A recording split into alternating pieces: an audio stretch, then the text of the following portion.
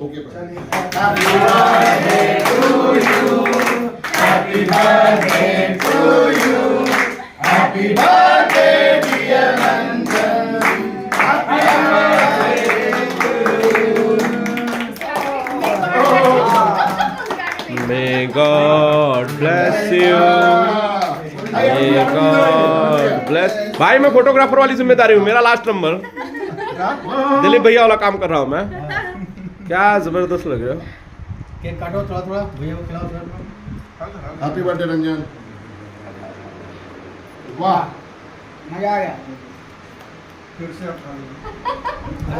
दो बार लड़कियों को दो बार, और उधर आधी बिरादरी बची है जिसको एक बार भी नहीं खिलाया। उधर भी जा रहा है। हाँ राजू भैया को स्टार्ट कीजिए। संजय भैया है, राजू भैया सब लोग इधर भाई भाई के सब लोग कुछ खिलाइए भाई।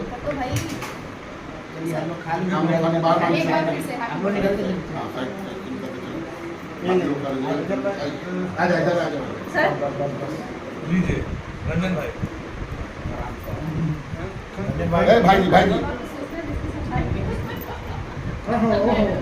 जल्दी का बर्थडे बॉय भैया भैया एक तो कटना पड़ा ना अब मत बनाइए। नहीं क्यों जन्मदिन का जो रंजन बाबू का जो आज जन्मदिन है, दो जगह से तीसरे जगह केक काट के आए।